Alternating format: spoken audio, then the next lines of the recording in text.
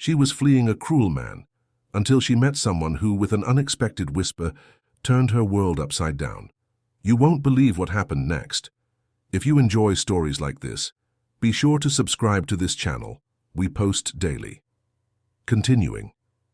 In the urban vastness of London, where skyscrapers created chasms between worlds that should never touch, Louisa Maxwell ran. It wasn't the leisurely jog of Sunday mornings in Hyde Park, but the desperate flight of someone who knows that if she stops, she might not get another chance. The rain lashed against her slender body, drenching the only change of clothes she had managed to shove into her makeshift backpack.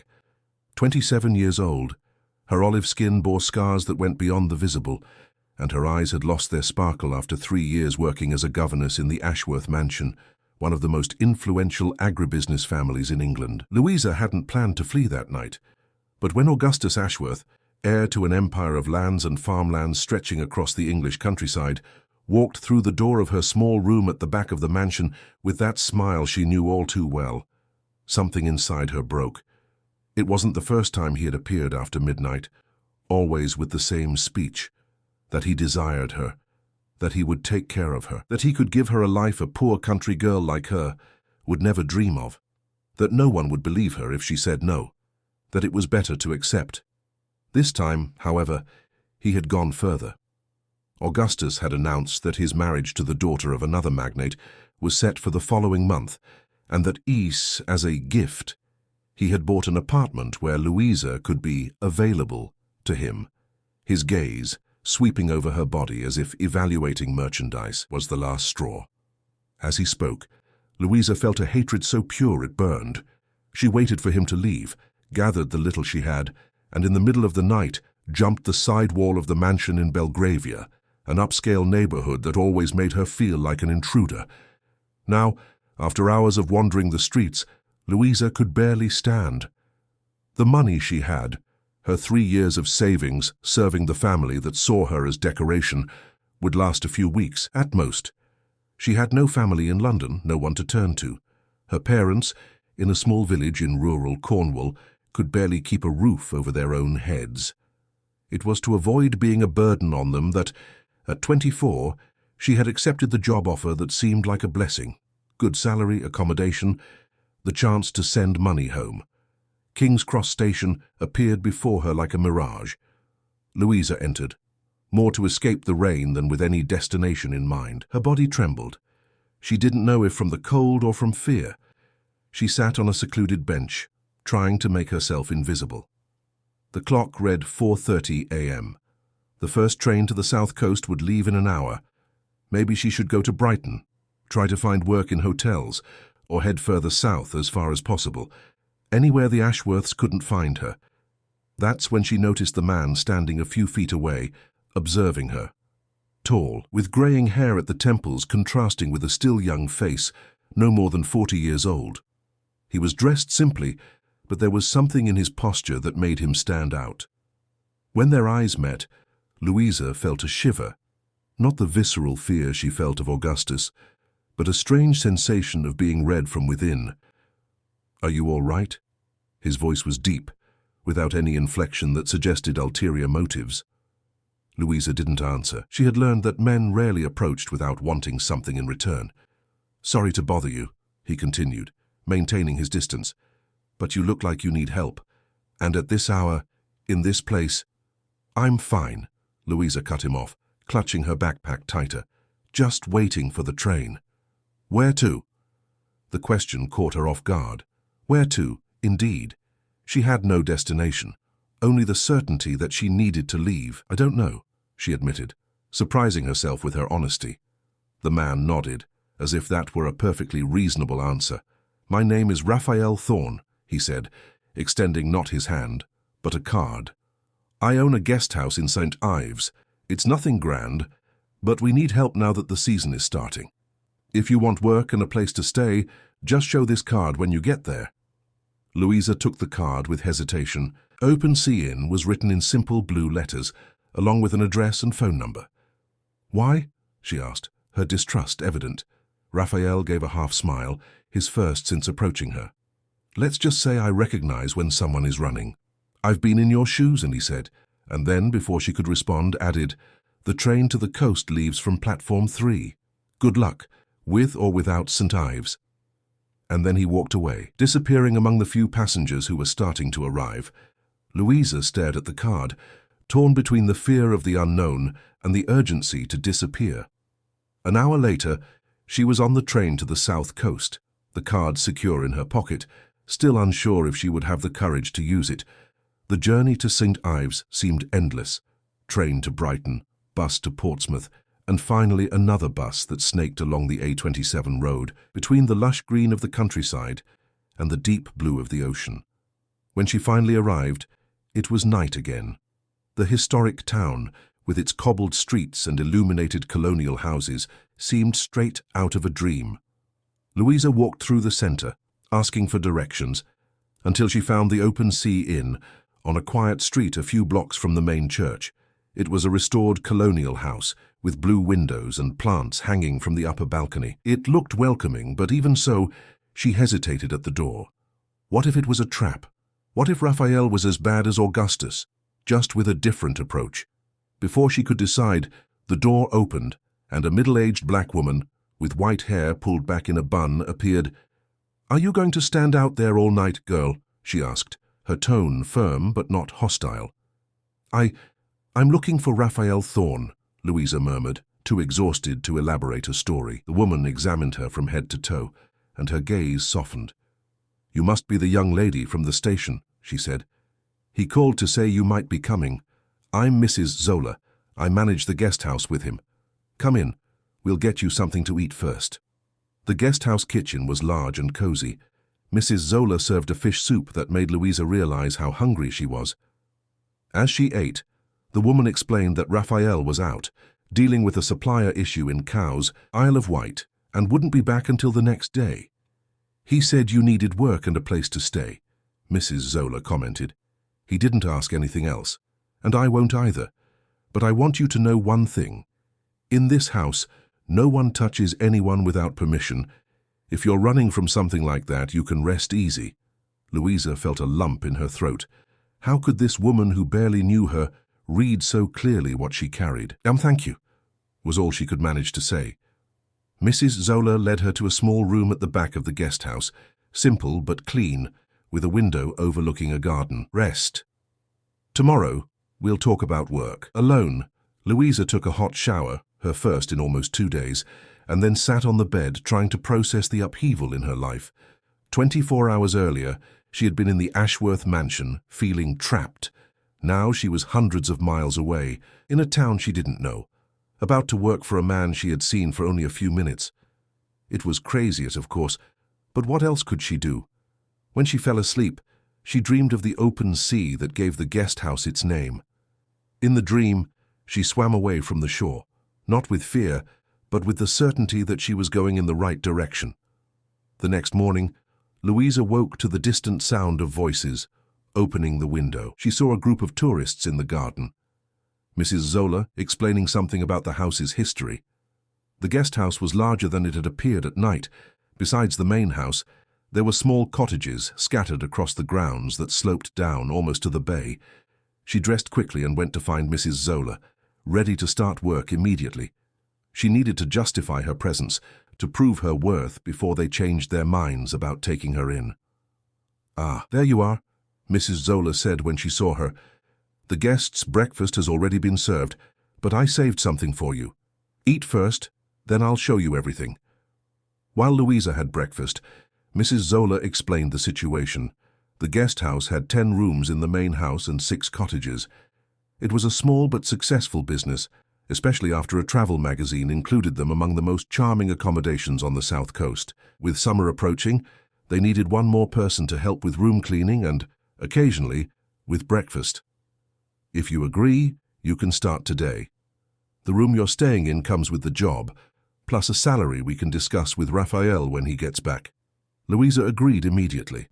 Any honest work was better than going back to London, where Augustus would surely be looking for her by now. She had no illusions about it.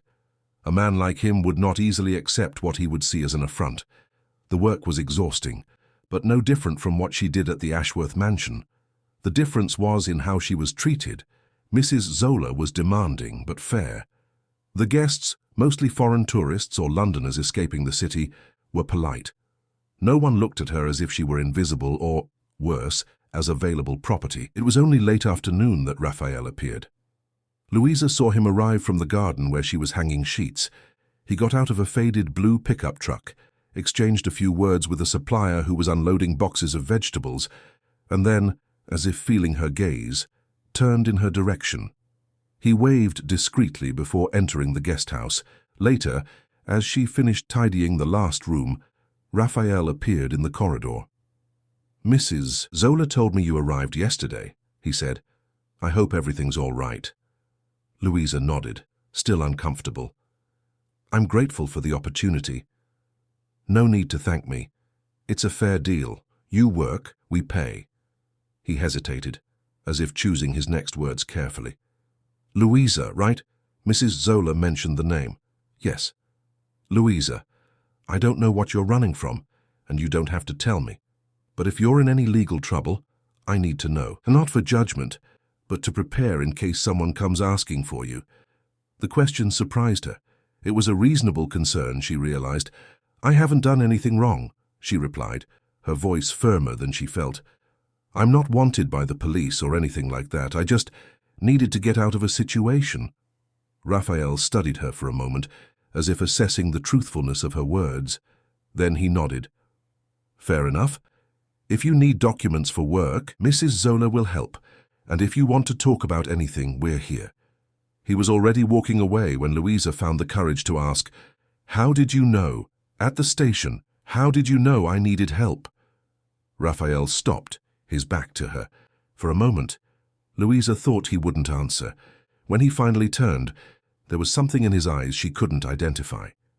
"When you spend enough time running, you learn to recognize other runners," he said simply, and then walked down the corridor, leaving her with more questions than answers. The days in St. Ives quickly turned into a routine. Louisa woke early, helped with breakfast, cleaned the rooms, and occasionally accompanied Mrs. Zola to the town centre for shopping. Gradually, the constant feeling of being watched, pursued, diminished.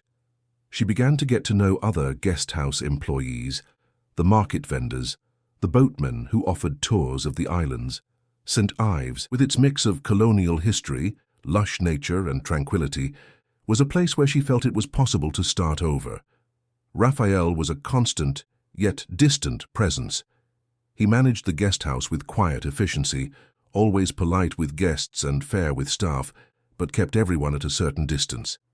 Sometimes Louisa caught him watching the sea from the upper balcony, with an expression that seemed painfully familiar to her, that of someone who also carried wounds. Mrs. Zola, with whom Louisa developed an almost maternal relationship, gave little information about her boss. "Raphael has his stories, like all of us," she would say whenever Louisa tried to find out more. "When he wants to, maybe he'll tell you." A month passed. December arrived, bringing more tourists and the intense heat of summer. Louisa felt stronger, more secure. The money she earned was honest. The work, though tiring, gave her purpose. In the evenings, when she had free time, she began to walk through the historic town, allowing herself small pleasures, an ice cream in the square, a stop to listen to street musicians, a book bought in an old bookstore. It was on one of these evenings, as she was returning to the guest house, that she saw the car. A black SUV with tinted windows parked a few feet from the entrance of the Open Sea Inn. It looked out of place among the simpler vehicles and tourist carriages circulating in the historic centre. Louisa felt her heart quicken. It could be a coincidence, of course. Many wealthy tourists visited St. Ives, but something about that car triggered all her alarm instincts.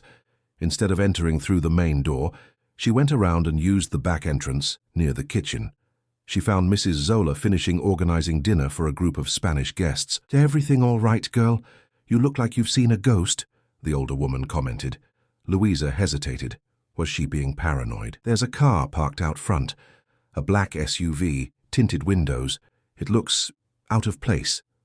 Mrs. Zola's gaze sharpened. "Has it been there long? I don't know." "I just saw it." Mrs. Zola dried her hands on her apron. "Stay here," she ordered, and headed towards the reception. She returned minutes later, her expression serious. "Raphael is talking to them. 2 men asking if we have rooms available for the holiday." "And do we?" Louisa asked, her throat dry. "No, we're completely booked until January." Mrs. Zola studied her carefully. "Do you think they're looking for you?" Louisa closed her eyes for a moment. The odds of them just being tourists were high. But there was also the possibility that they were Augustus's men. He had money and connections to find her if he wanted to. "I don't know," she admitted, "but I don't want to risk it." Mrs. Zola nodded.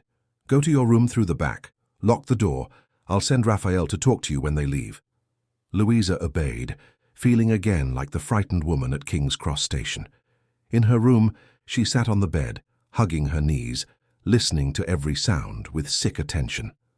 After what seemed like hours, soft knocks on the door made her jump. "Louisa, it's me, Raphael." She opened the door, trying to hide the tremor in her hands. Raphael entered, closing the door behind him, but maintaining a respectful distance. "They were just tourists," he said. But something made them nervous. They asked a lot of questions, wanted to know about the staff, if we had anyone new. I ended up showing them our reservation book to convince them we really didn't have any vacancies. Louisa felt her blood run cold. "They asked about me." "Not directly, but one of them described a woman similar to you, asked if we had seen her." Raphael looked at her. "Louisa, I think it's time you told me what's going on. For me to help, I need to know what we're up against." And so, sitting on the small bed in the back room, Louisa finally told her story. She spoke about how she left Cornwall to work in London, about the 3 years in the Ashworth mansion, about Augustus and his nightly visits, about the veiled threat to turn her into his captive mistress.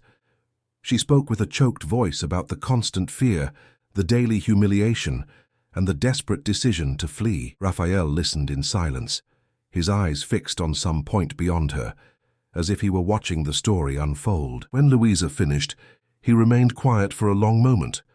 "If it's Augustus Ashworth we're talking about, this is more serious than I thought," he finally said. "His family has influence not only in London, but across the country. Agribusiness, factories, banks. They're the kind of people who aren't used to hearing no." "You know him?" Louisa asked, surprised. A bitter smile crossed Raphael's face. "Let's just say our paths have crossed before, in another life." Before Louisa could ask more, he continued, "We need to be careful. If they were his men, they'll be back, maybe with more questions, maybe with a picture of you." He paused, thoughtful. "For now, it's best you don't leave the guest house, at least until we're sure they're no longer in town." "What if they are? What if they find me?" Louisa's voice trembled. Raphael looked at her, and for the first time since she had known him, she saw something different in his eyes, a cold determination that was both frightening and comforting. "They won't take you," he said, and there was no doubt in his voice. "Not while I'm here." That night, Louisa couldn't sleep. She lay awake, listening to the sounds of the guest house quiet down, thinking about Raphael's words. There was something in the way he spoke about Augustus, a bitter familiarity that suggested more than a casual encounter. Who was this man, really? Who had taken her in without asking questions, who seemed to understand her fear without her needing to explain, and more importantly, could she truly trust him, now that the danger seemed so close? The morning brought an illusory calm. The black SUV was no longer in sight, and the guest house buzzed with the typical energy of a summer Saturday. Louisa stayed in the back, helping in the kitchen, always away from the common areas where she could be seen by guests. Mrs. Zola, with her characteristic discreet efficiency, reorganized tasks without raising suspicion. For all intents and purposes, it was just another normal day at the Open Sea Inn. Raphael appeared in the kitchen around noon, dark circles under his eyes betraying a sleepless night. "I need to go downtown to sort some things out," he announced to the small team. "I'll be back in a few hours." His eyes met Louisa's briefly, a silent message passing between them. She nodded imperceptibly. She understood that he was leaving to investigate, perhaps to find out if the men in the SUV were still in town. The hours dragged on. The December heat made the air thick, even with the windows open to the sea breeze. Louisa lost herself in the mechanical routine of chopping vegetables, washing dishes, preparing bread dough for the next day's breakfast. The work kept her hands busy and her mind, if not calm, at least focused on something other than fear. It was almost night when Raphael returned. Louisa saw him enter through the back, his face grim, his shoulders tense. He motioned for her to follow him to the small office at the back of the guest house. "They're still in town," he said bluntly, as soon as he closed the door. "They're not just tourists. They're staying at the St. Ives Grand, the most expensive hotel in the area, and they've been asking questions all over town, describing you." Louisa felt a chill in her stomach. "Did you see them?" "From a distance. There are 3 men now, not 2. They look professional." The word hung between them, laden with menacing meanings. These weren't just thugs sent to scare her. These were people hired to find her at any cost. "I need to leave," Louisa said, her voice firmer than she felt. "If I stay here, I'll put you and Mrs. Zola in danger. You've already done more than I deserved." Raphael stared at her for a long moment, as if weighing alternatives in his mind. "No," he finally said. "Fleeing now would be the worst option. They're watching the exits from town, the bus stations, probably even the docks. If you try to leave, you'll walk right into their trap. Then what? I hide here until when? They won't just give up and leave." Raphael placed his hands on the table, leaning slightly forward. "Louisa, do you trust me?"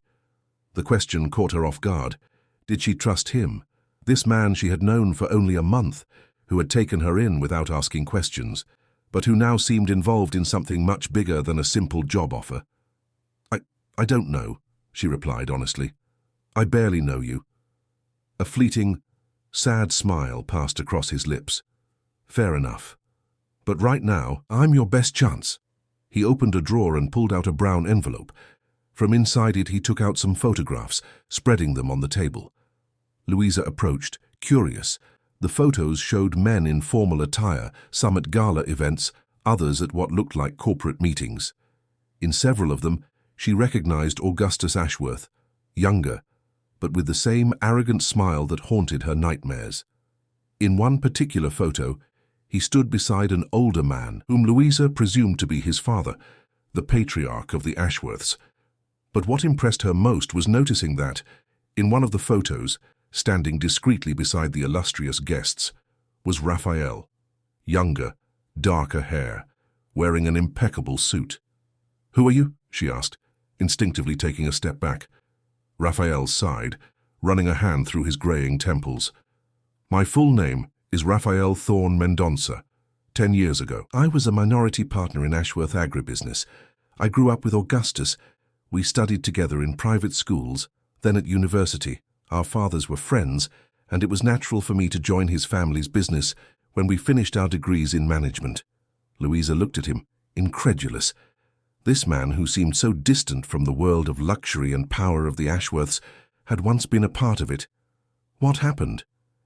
"I discovered things," Raphael said, his voice dropping to almost a whisper, "about how the family expanded their lands, about fraudulent contracts, bribes to environmental inspectors, violence against local heritage communities that were in their way." He paused, as if the words physically recalled the past. "When I confronted Augustus, he laughed. He said that's how business was done in England, that I was naive. When I threatened to take what I knew to the authorities, they were more direct." "Did they hurt you?"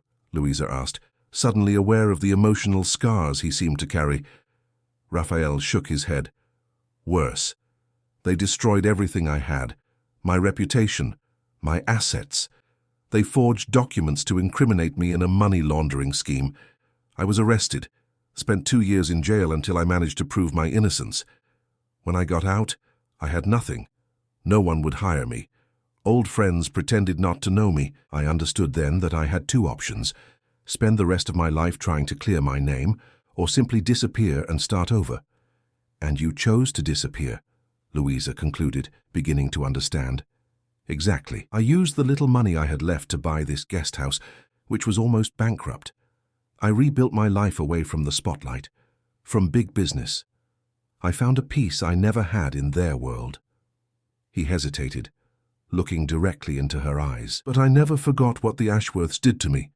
and I swore that if I ever had the chance, I would make them pay. Louisa felt a shiver run down her spine. It wasn't just compassion that had motivated him to help her that day at the station. It was also an opportunity for revenge against a family that had destroyed his life.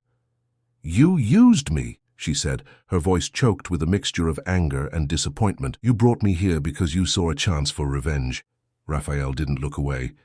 "At first, yes, when I saw you, so clearly fleeing, I asked your name. When you said you worked for the Ashworths, it seemed like fate. But Louisa," he took a step towards her, "what started as an impulse for revenge changed. Seeing you rebuild your life here, your courage, I realized there's more at stake than my resentment." Louisa didn't know what to think. Everything she believed about this man was being rewritten before her eyes. He wasn't just the guest house owner who had taken her in. He was someone with a past as painful as hers, someone the Ashworths had also deeply wounded. "Why are you telling me this now?" she finally asked. "Because I need you to understand what we're facing. Augustus isn't just a harassing boss pursuing a former employee. He's a man who destroys anyone who challenges his power or his ego.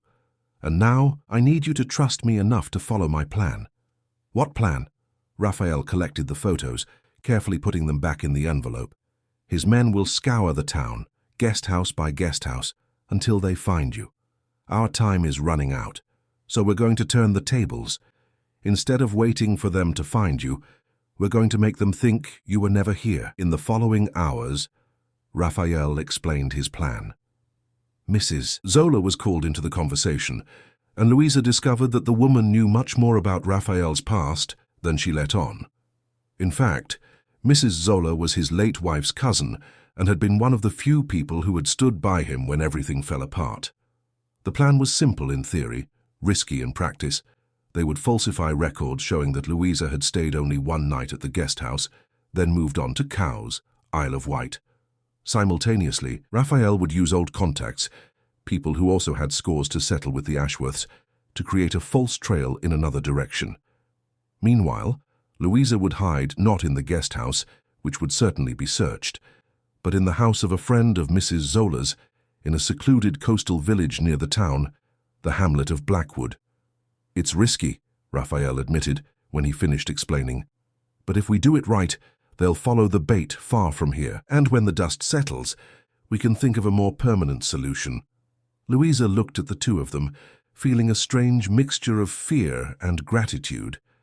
They were risking a lot for her, not just opening their doors, but actively conspiring against one of the most powerful men in the country. "Why are you doing this for me?" she asked, her voice almost a whisper. Mrs. Zola was the one who answered, her voice firm as always. "Because no one else will, girl. In this country, people like the Ashworths think they're above the law, that they can hurt anyone and get away with it. If we don't defend each other, who will?" In the early hours, when the town slept, Louisa left in the back of Mr. Jonathan's pickup truck, Mrs. Zola's brother, covered by tarps and fish boxes. She felt like contraband, something to be hidden, protected from unwanted eyes. The journey to the hamlet was long and bumpy, along dirt roads that snaked through the dense woods. When they finally arrived, the sun was rising over the sea, painting the sky in shades of pink and orange. The community, built in a protected valley between hills, consisted of about 30 simple houses, a school, a small church, and a community hall. Louisa was greeted by Mrs. Jasmine, an elderly black woman of indefinite age, with eyes that seemed to see beyond appearances.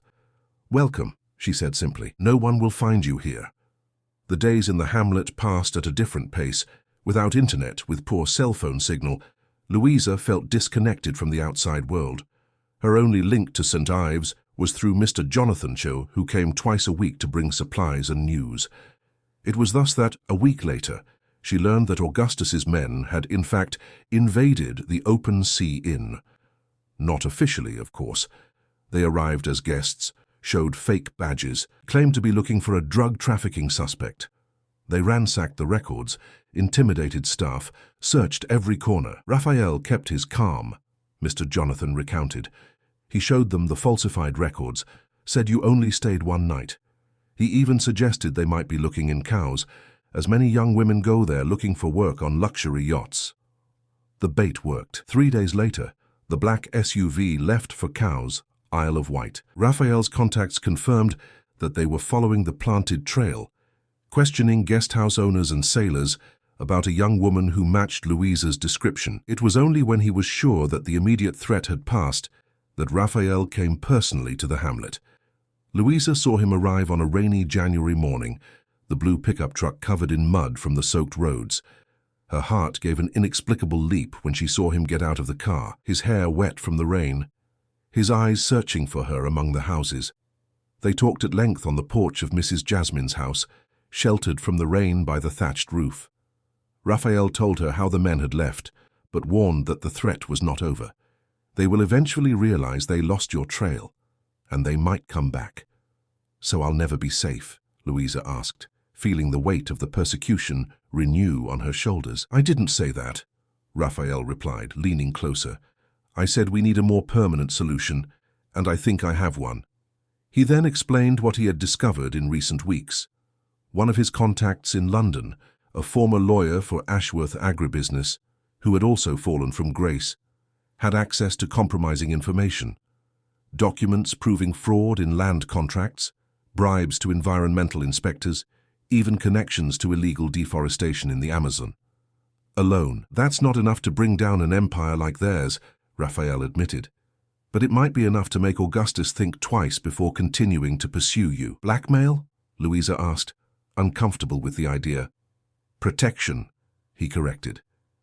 We'll make it clear that if anything happens to you, these documents will end up in the right hands. Journalists, the Crown Prosecution Service, even international competitors who would be happy to see the Ashworths fall. Louisa considered the proposal. It wasn't a clean or heroic solution, but it was practical. In the real world, especially in England, justice rarely came through official channels, especially when facing powerful people. What if it doesn't work? She asked. Raphael hesitated for the first time. Then we'll have to consider more drastic options, perhaps leaving the country for a while. The idea of abandoning everything, not just London, but England entirely, was frightening. But Louisa had already lost so much, fled so far. Perhaps one more step wouldn't make a difference. Let me try with the documents first, Raphael insisted, noticing her hesitation. I know Augustus. He's arrogant, but not stupid. If he realizes the risk is greater than the reward, he'll back down. As they talked, the rain subsided, giving way to a timid sun that made the wet vegetation sparkle as if covered in jewels. Louisa observed Raphael's profile against the verdant landscape, thinking about how their lives had intertwined in such improbable ways. He was an enigma, part disgraced businessman, part guest house owner, part vigilante with a thirst for revenge. And yet, there was something about him that inspired trust, a solidity she had rarely found in other men. And you know what's strange, she said, breaking a comfortable silence that had settled between them. For the first time in my life, I don't feel completely alone against the world. Raphael smiled, a genuine smile he rarely showed. Welcome to the club of those who faced the Ashworths and survived to tell the tale. We're not many, but we are determined. It was at that moment, under the golden light filtering through the clouds after the storm, that something changed between them. It wasn't a kiss, not even a touch.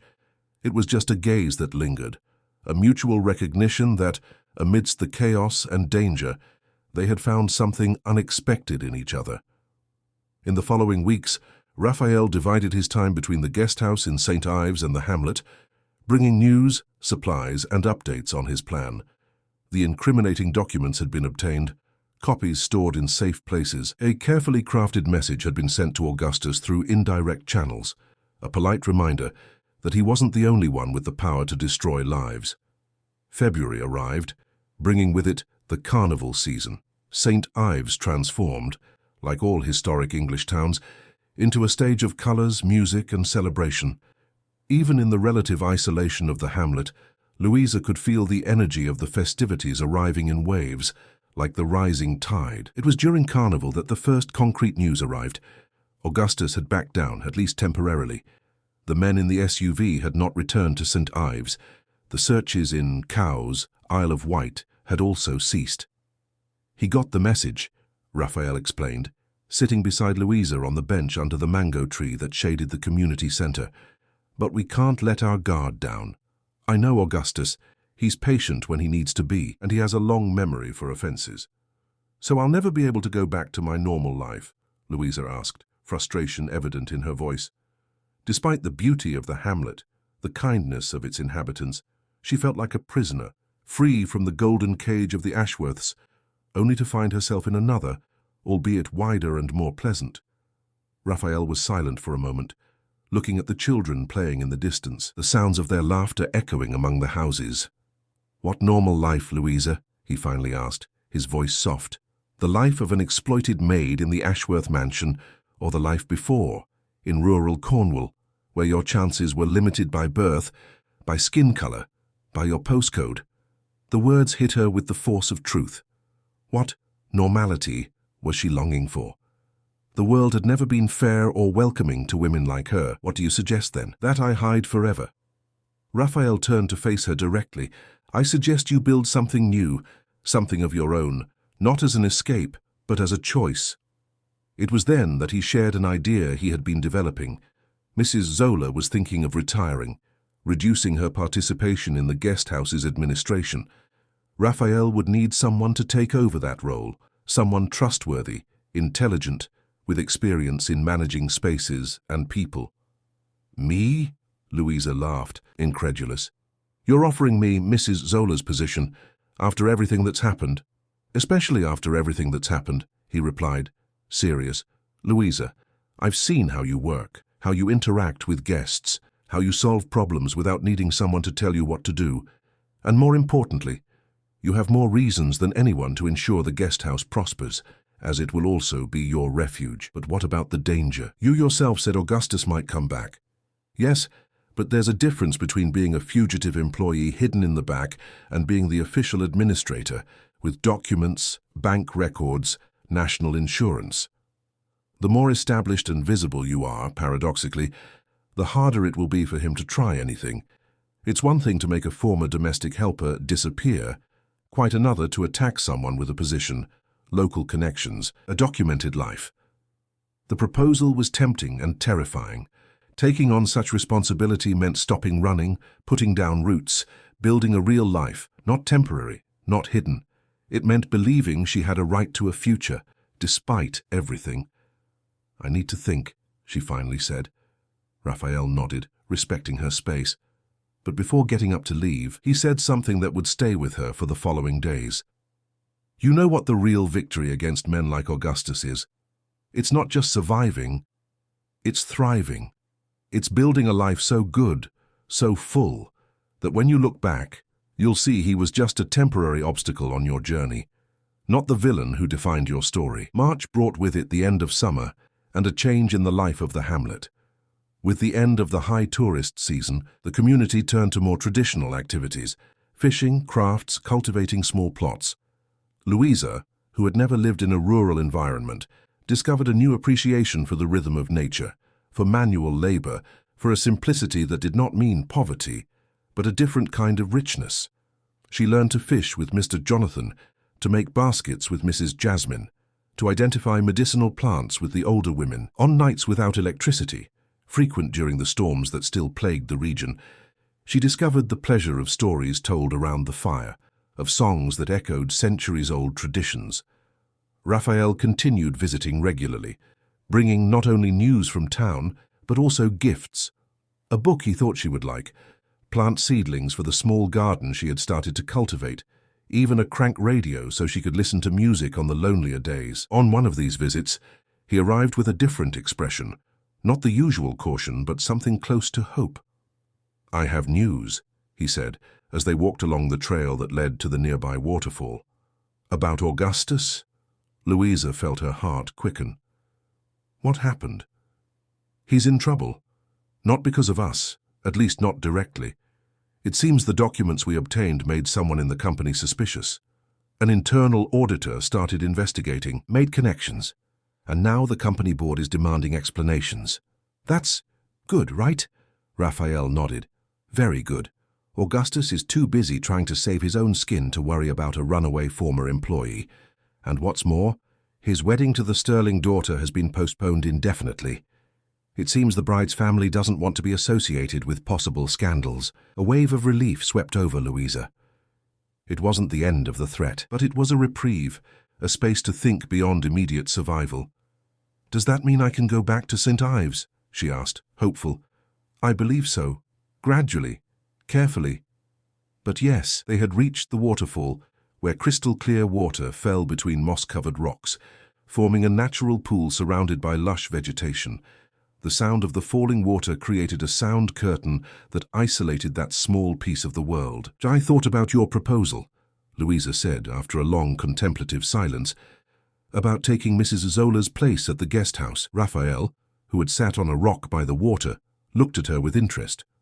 "And I want to try. Not because it's my only option, but because I want to." She paused, organizing thoughts that had been maturing for weeks. "But I have conditions." A smile curved Raphael's lips. "I'm listening." "First, I want a formal contract, with all rights. No verbal agreements, even if you trust me and I trust you. Second, I want to study. Business management, accounting, whatever is necessary to do the job right. And third," she hesitated, unsure if she should expose the last point. "Third?" Raphael encouraged. "I want to understand what's happening between us," she finally said, the words coming out in a rush. "Because there is something, isn't there? Or am I imagining things?" The question hung between them, laden with vulnerability. For months, they had danced around each other, building a trust that went beyond partnership against a common enemy.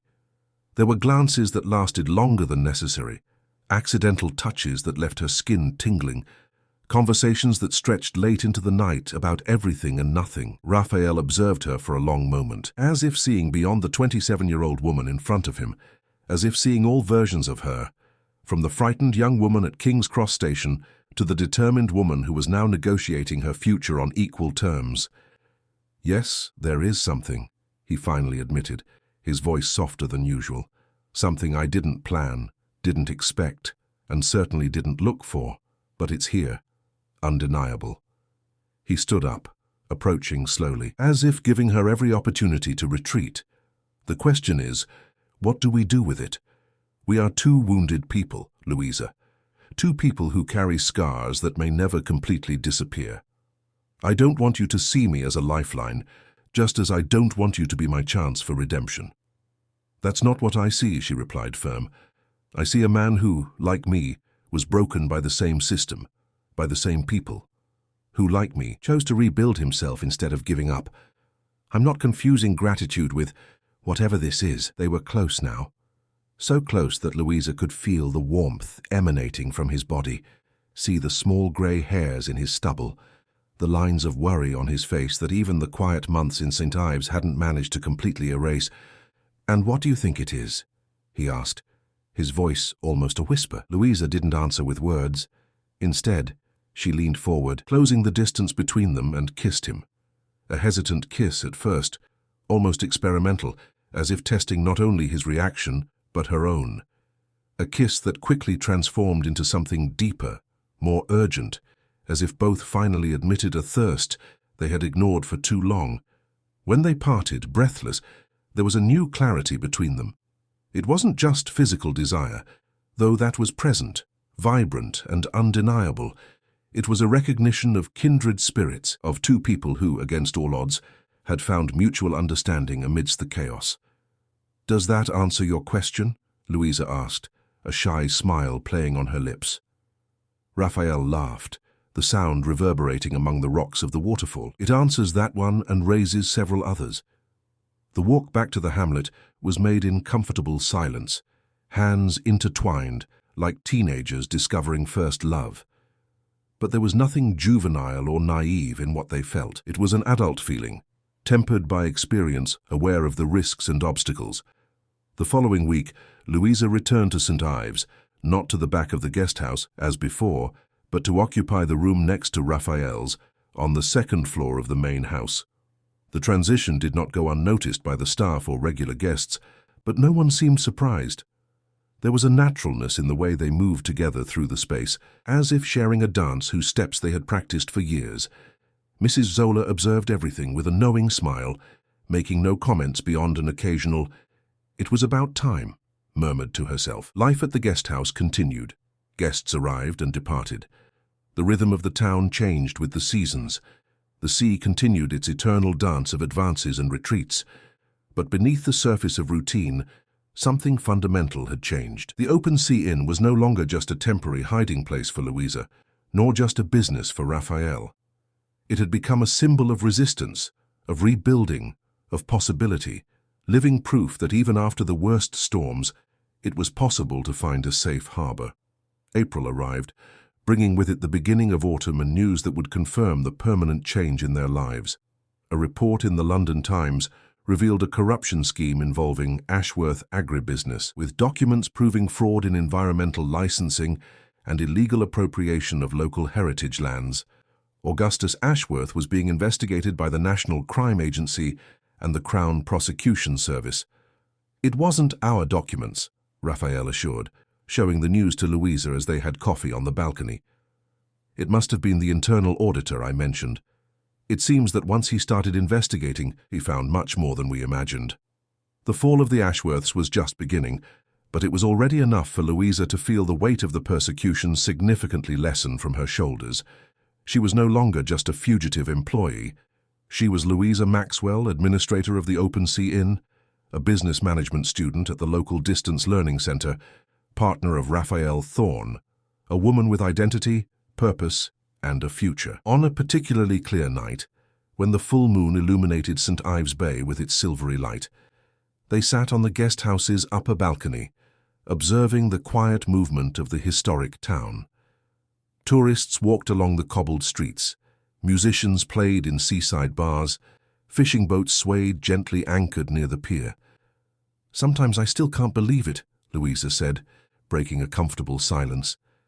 "That I'm here, that I survived, that I found this," she gestured vaguely between them, to the guest house, to the life they had built together in recent months. Raphael covered her hand with his, a gesture that had become natural, comforting. "Believe it," he said simply. "You deserve every bit of this. You earned it with your courage, your strength." Louisa smiled, resting her head on his shoulder. She thought of the terrified young woman who had fled on that rainy London morning, of the broken woman who had found a helping hand at King's Cross Station. She had never imagined that the desperate flight would lead her not only to safety, but to a place she could genuinely call home. "Thank you," she whispered, "for seeing me when I was invisible." Raphael kissed the top of her head, a gesture so full of tenderness that it made her heart ache. "You were never invisible, Louisa. You just needed the right eyes to see you." Below them, the town continued its nightlife. Above, the stars shone in constellations that told ancient stories of persecution and rescue, of falls and ascensions, of love born in the most improbable circumstances. And between heaven and earth, on the balcony of a seaside guest house, two people whom fate had broken and then reunited contemplated the future, not with the naive certainty that all problems were solved, but with the mature confidence of those who had survived the worst and discovered, in the process, their own capacity for reconstruction. The sun rose over St. Ives as it did every day, indifferent to the human dramas unfolding beneath its light. Louisa watched the golden spectacle from her room's balcony, a cup of coffee in her hands, her body still warm from sleep and Raphael's embrace. 6 months had passed since she returned from the hamlet to take her place at the guest house and in his life. 6 months of a normalcy she never imagined possible. The guest house routine, evening studies, the relationship blossoming like a resilient plant, finally finding fertile ground.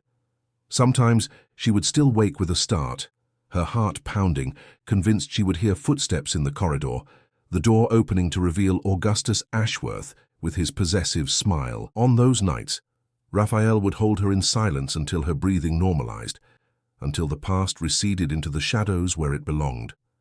The scandal involving Ashworth agribusiness continued to unfold in the newspapers, each week bringing new revelations. The empire began to crumble, shares plummeting, business partners withdrawing, the once untouchable family now exposed to the cruelest spotlights. Augustus had been removed from the company presidency by his own father, in a desperate attempt to save what remained of the family's reputation. For Louisa, it was like watching poetic justice materialize, not because of her, but because of all the people that family had harmed over decades. The local heritage communities whose lands were stolen, the rural workers exploited in conditions akin to slavery, the small farmers forced to sell their properties under threat. And yes, also for her, for the young woman who had fled on the rainy morning, carrying only essentials and fear. Raphael appeared on the balcony, his hair still damp from his shower, and hugged her from behind, kissing her exposed neck. "What are you thinking about so early?" "How everything changes," she replied, leaning back against his chest, finding the comfort that still surprised her sometimes. "How I never imagined being here." He turned her to face him, eyes meeting hers, that gaze that always seemed to see through her, even to the parts she tried to hide. "Regretting it?" "Never." The answer came without hesitation, firm as the certainty that grew within her each day. It wasn't just gratitude, it wasn't just desire. It was something deeper, truer than any feeling she had ever experienced before. The phone rang inside the room, interrupting the moment. Raphael released her reluctantly, went to answer it. Louisa remained on the balcony, watching the historic town slowly awaken. Merchants opening shops, boatmen preparing vessels for the day's tours, the smell of fresh bread coming from the nearby bakery. When Raphael returned, his expression had changed. There was a tension in the lines around his mouth, a hardness in his eyes that she recognized immediately. "What is it?" she asked, feeling the familiar anxiety grow in her chest. "It was Marcus, my contact in London," he replied, referring to the former Ashworth lawyer who occasionally still provided information. "Augustus has disappeared." "What do you mean, disappeared?" "He was supposed to appear at a hearing yesterday at the National Crime Agency. He didn't show up. When they went to look for him at the family mansion, they discovered he had left the previous night, taking only a suitcase and his passport." Louisa felt a chill in her stomach. "He fled." "It seems so. But Marcus thinks that before leaving the country he has scores to settle." Raphael paused, choosing his words carefully. "Scores that include people who betrayed or humiliated him." The meaning was clear without needing to be said.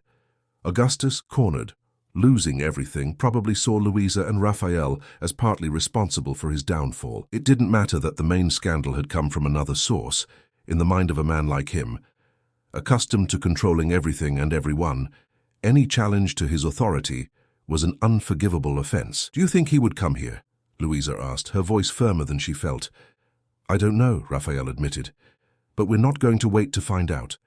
I'll reinforce the guest house's security, warn some friends in the local police. And Yutai," he touched her face gently, "need to be especially vigilant in the coming days. Don't go out alone, especially at night." Louisa nodded, a knot forming in her throat. Just when she was starting to believe the past was behind her, it returned like a violent wave, threatening to sweep away everything she had built. The following days passed in a state of tense vigilance. Raphael installed additional security cameras around the guest house, hired a guard for night patrols, and began accompanying Louisa on all outings. The routine continued. Guests arrived and departed. Breakfast was served promptly at 7. Beds were made, rooms cleaned. But beneath the surface of normalcy, a current of apprehension flowed. A week after the news, Louisa was at the guest house reception, checking reservations in the system, when the door opened. It was late afternoon, the sun already low on the horizon, painting the sky orange and pink, casting long shadows on the old wooden floor. When she looked up, she felt her blood run cold.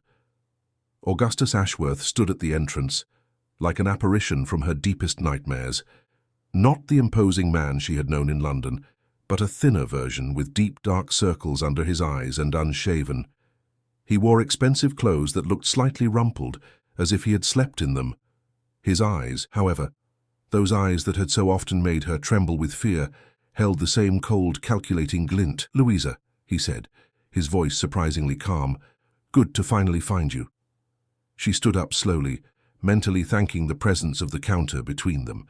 Her hand discreetly sought the panic button Raphael had installed under the top, a silent alarm that would ring on his phone wherever he was in the guest house. "What are you doing here?" she asked, proud of how firm her voice sounded. When inside she trembled like a leaf. He smiled, that smile she knew so well, which always preceded his worst actions at the mansion. "Why? I came to get what's mine." "I have nothing of yours." The words came out with more force than she intended. Augustus tilted his head slightly, as if studying a curious specimen. "You've changed," he observed. "You're more assertive. Should I thank your new protector for that? Where is Rafael Mendonça? Speaking of him." The use of Rafael's full name, including the surname he rarely used in St. Ives, was a clear message. Augustus knew everything about them, had done his research, carefully planned this encounter. "I'm right here." Rafael's voice came from the back door. He entered the reception calmly, positioning himself beside Louisa, not in front of her, a small but significant detail. He wasn't placing himself as a shield or protector, but as a partner, recognizing that this fight belonged to both of them. "Rafael," Augustus opened his arms in a theatrical gesture. "Long time no see. The last time we met, you were being led away in handcuffs from your own birthday party. How life turns, doesn't it?" "What do you want, Augustus?" Rafael went straight to the point, his voice controlled, but Louisa could feel the tension in his body, the hand clenching into a fist beside her. "A civilized conversation, that's all." Augustus looked around, assessing the guest house. "I must say, I'm impressed. A charming property, well located. You always had good taste, even when you had nothing left." "A conversation about what exactly?" Rafael insisted. Augustus turned his eyes back to Louisa, sweeping over her from head to toe in a way that made her feel like the cornered maid in the London mansion again. "About choices, consequences, about loyalty, and betrayal." It was then that Louisa noticed something that made her blood run cold, the discreet bulge under Augustus's jacket at his waist. He was armed. Rafael also noticed, his body tensed even more, and he took an almost imperceptible step to the side, increasing the distance between him and Louisa, not out of fear, she understood immediately, but to divide Augustus's attention so he couldn't keep them both in the same field of vision. "I think it would be better if we talked in private," Rafael suggested, indicating the office door. "Louisa, why don't you go check if Mrs. Zola needs help in the kitchen?" It was a clear cue for her to leave, seek help, get to safety, but Louisa didn't move. Something inside her refused to run again, to let others fight her battles. "No," she said, her voice firmer than it had ever been before Augustus. "First, if he wants to talk to us, let it be with both of us."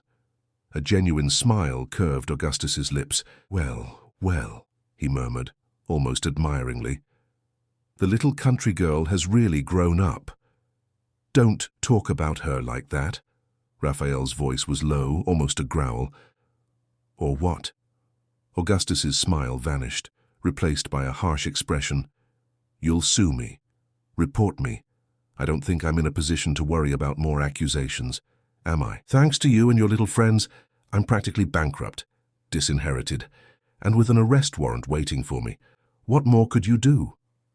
"We can call the police right now," Louisa said, her hand reaching for the phone at the reception. It was then that Augustus revealed the weapon, pulling it from the holster under his jacket with a fluid motion. He didn't point it directly at them, keeping it low, but the threat was clear. "We wouldn't do that, would we?" The artificial calm in his voice was more terrifying than any shout. "Now let's all go to that office Raphael mentioned. We have a lot to discuss." In the small office at the back of the guest house, Augustus indicated that they both sit on the sofa, while he took the only chair, strategically positioning it facing the door, the gun resting on his lap as a constant reminder of the danger. "You make a lovely couple," he commented, looking from one to the other, the fugitive maid and the disgraced ex-partner, almost poetic. "What do you want, Augustus?" Raphael repeated, his patience clearly running out. "If you came to kill us, get it over with." A look of genuine surprise crossed the other man's face. "Kill you? What a waste that would be." He shook his head, as if the idea were absurd. "No, I didn't come for that. I came to negotiate." "Negotiate what?" Louisa asked, confused. "My freedom." Augustus leaned forward, his eyes shining with an almost feverish intensity.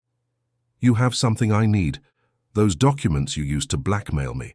I want all of them, the originals, the copies, the backups, everything. Raphael let out a short, humorless laugh. And why would we give that to you?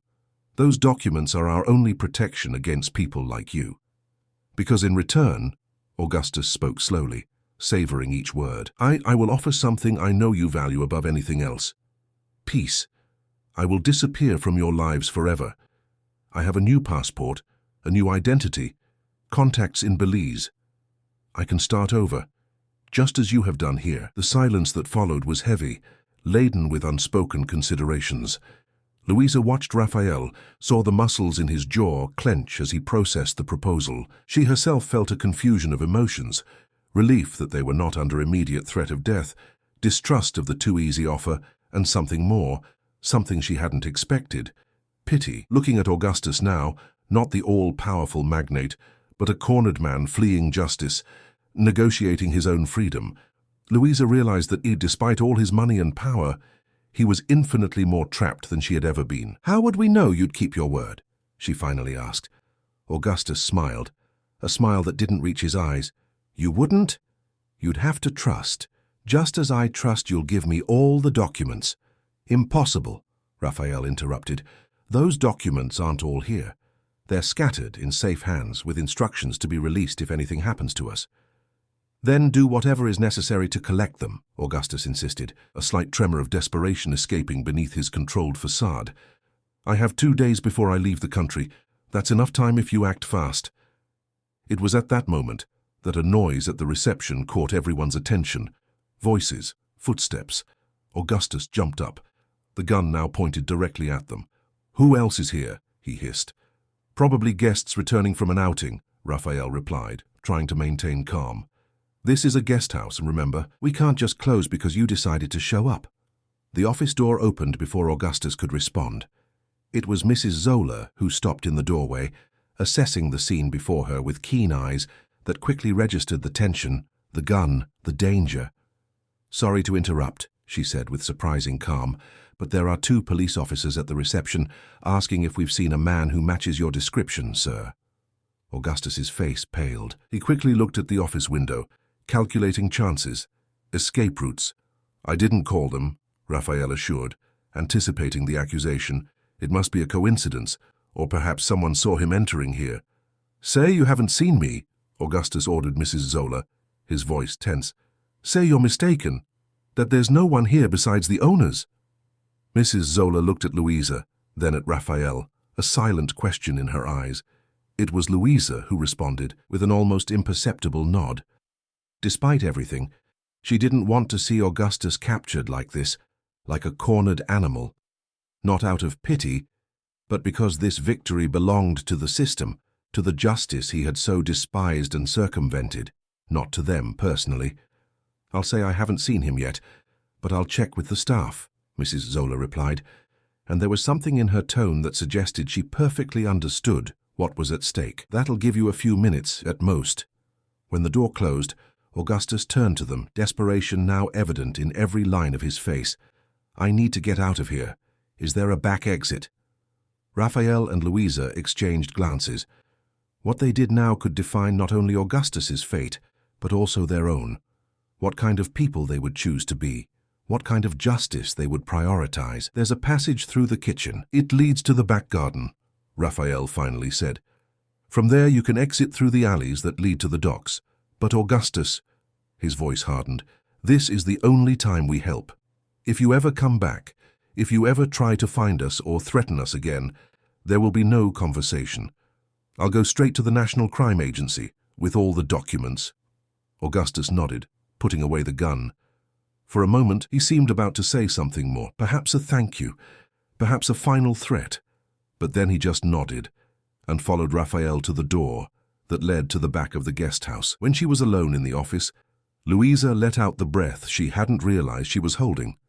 Her hands trembled, but not from fear, from adrenaline, from shock at what had just happened, and most importantly, from the choice they had made. Minutes later, Raphael returned. He's gone, he said simply.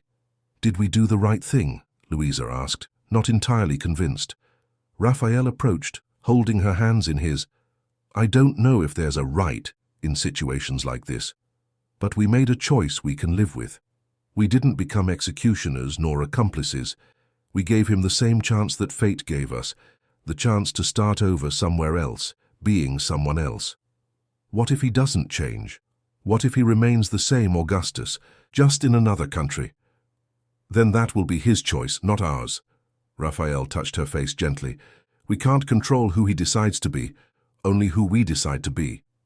Mrs. Zola entered the office shortly after, informing them that the police officers had left, convinced that the man they were looking for was not in the guest house. There was a veiled reproach in her eyes, but also understanding. He won't come back, Raphael affirmed. Of that I'm sure. The following weeks brought scattered news. Through his contacts, Raphael learned that Augustus had managed to leave the country, probably heading to some country without an extradition treaty with the UK. Ashworth agribusiness continued its free fall, now under investigation not only by the National Crime Agency, but also by the Crown Prosecution Service and the Financial Conduct Authority.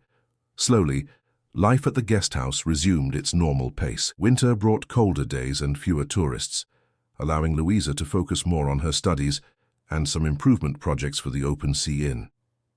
In her distance, learning business management classes, she excelled as one of the best students, not only due to her natural intelligence, but also the practical experience she accumulated daily. Raphael, in turn, seemed lighter, as if the encounter with Augustus had closed an important cycle in his life. He began to speak more openly about his past, not just the painful parts related to the Ashworths, but also the good memories, his childhood in the Yorkshire Dales, his university years, the brief and happy marriage tragically ended by a car accident that took his wife. On a particularly cold August afternoon, when the fog covered St. Ives like a grey blanket, Raphael took her for a boat ride on the bay.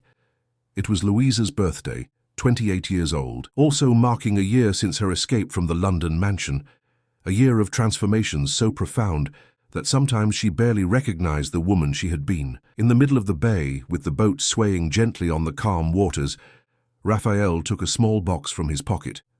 "It's not a proposal," he said quickly, seeing Louisa's surprised expression.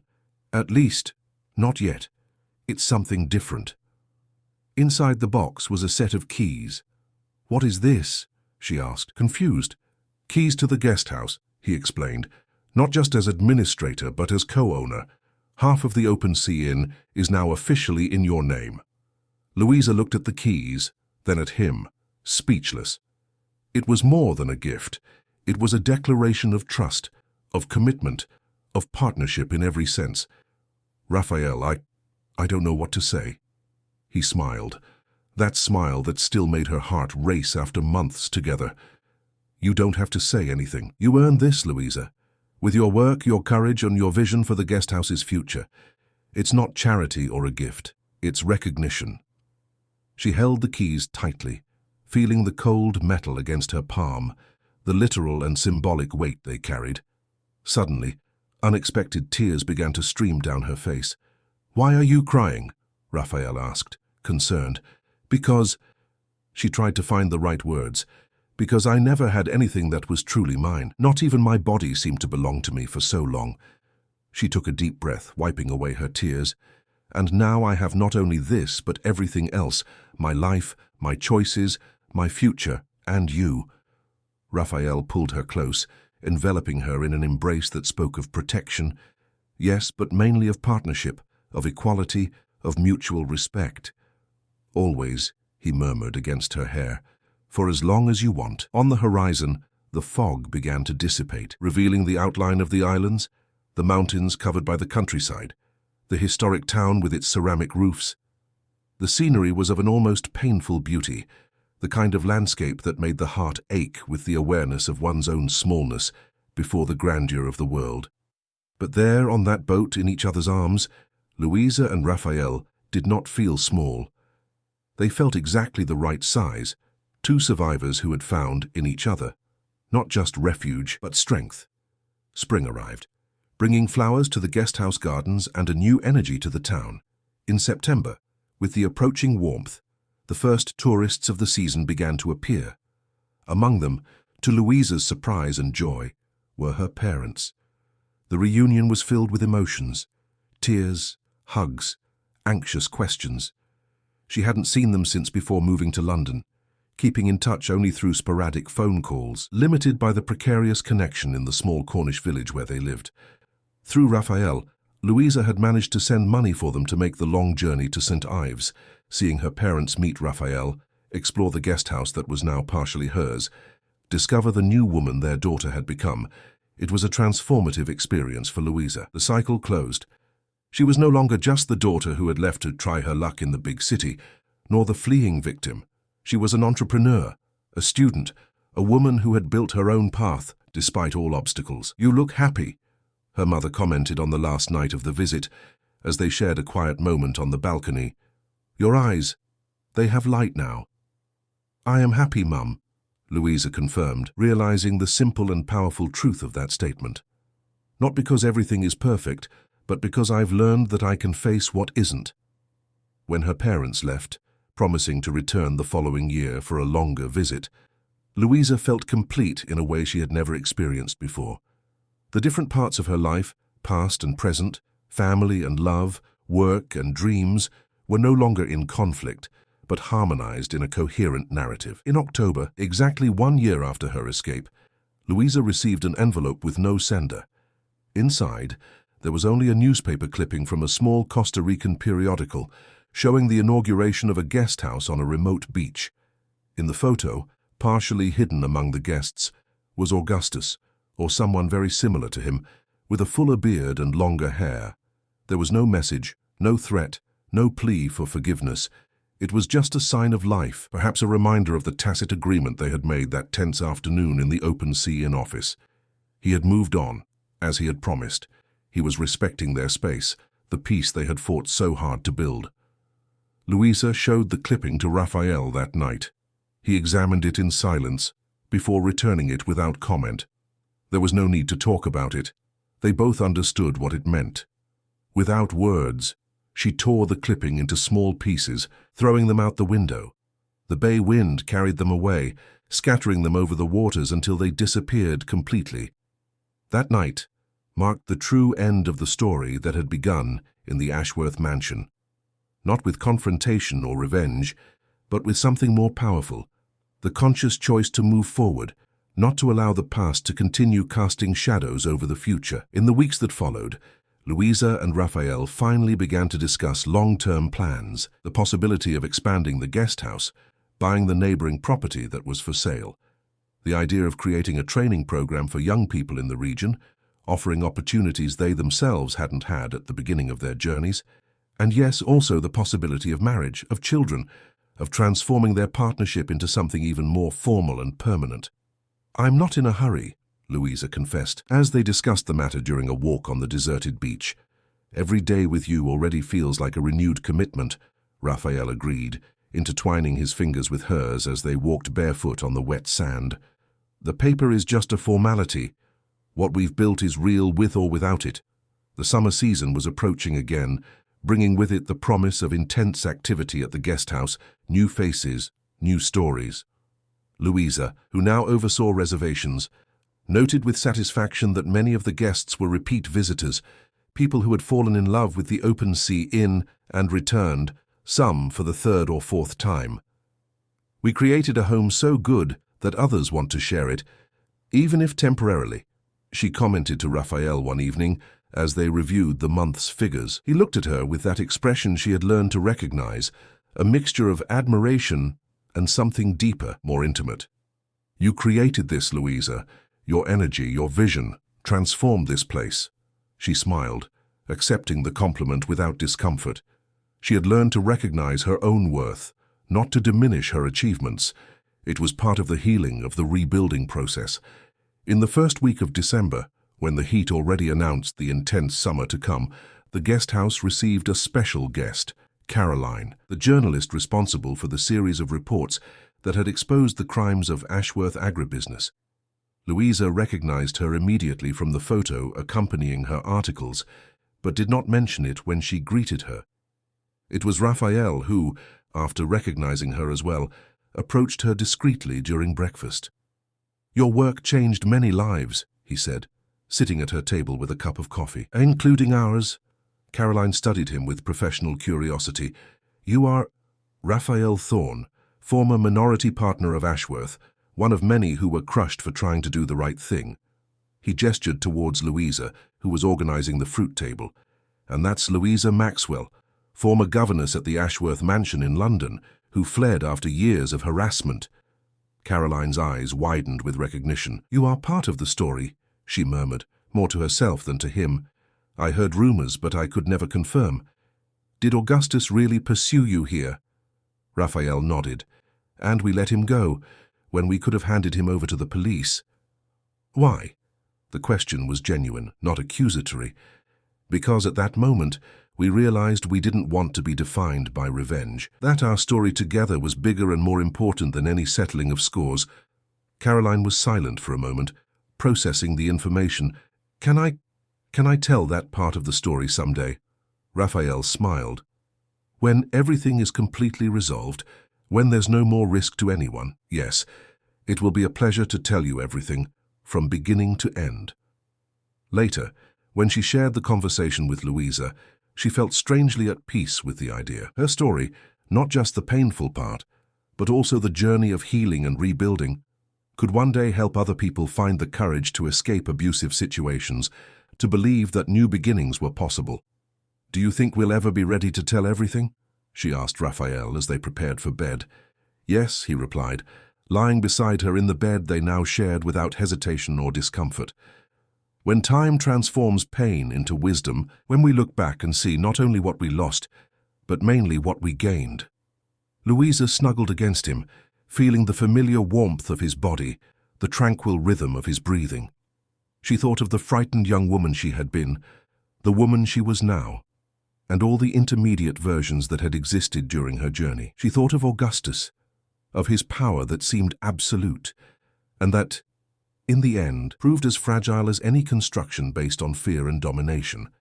She thought, primarily, of the incredible human capacity for reconstruction, how she and Raphael, two people broken by brutal circumstances, had found in each other not just refuge, but the strength to create something new and beautiful from the ruins of their previous lives. Sleep found her with these thoughts, peaceful and secure in the arms of the man she had learned to love, not as a savior or protector, but as a partner in a shared journey. Outside the window, the full moon illuminated St. Ives Bay, painting with silver the same path that, just over a year ago, Louisa had traveled as a fugitive. Now, that path was no longer an escape route, but part of the landscape of the place she called home. On the horizon, the bay's islands drew dark silhouettes against the starry sky, constant, immutable in the face of small and large human tragedies, silent witnesses to countless stories of loss and redemption throughout the centuries. And somewhere distant, perhaps on a beach in Belize, a man who once judged himself above all others looked at the same sky, carrying the weight of his own choices, trying perhaps how to find a better version of himself, just as Louisa and Raphael had done. The story didn't end there, of course. Real stories never truly end. They just change chapters, evolve, transform. There would still be challenges, moments of doubt, unresolved issues. The shadow of the past would occasionally still project itself upon them in night terrors or moments of insecurity. But something fundamental had changed, something that even the uncertainties of the future could not shake. Louisa and Raphael had discovered, through the most improbable circumstances, that true love was not an escape from reality, but an anchor in it. It was not the absence of storms, but the ability to navigate through them together, confident in the strength of the boat they had built. And that, more than any traditional fairy tale ending, was what made their story not just a romance, but a journey of transformation, from darkness to light, from fear to courage, from survival to prosperity. At the Open Sea Inn, as its name suggested, the horizon stretched infinitely before them, full of possibilities they were only beginning to glimpse. And for the first time in their lives, both Louisa and Raphael felt not just ready, but eager to discover what would come next. Together, as equals, as partners in the most extraordinary adventure of all, the construction of a shared life, freely chosen, deeply valued. The last light of day faded over the bay when, finally asleep, their bodies remained intertwined, not out of dependence or fear, but out of deliberate choice, out of conscious love. And in this simple tableau of intimacy was contained all the essence of their journey. Two survivors who, against all odds, had transformed their wounds into points of connection, their scars into maps to find each other. What they had built together, the guest house, the relationship, the new identity, was not perfect.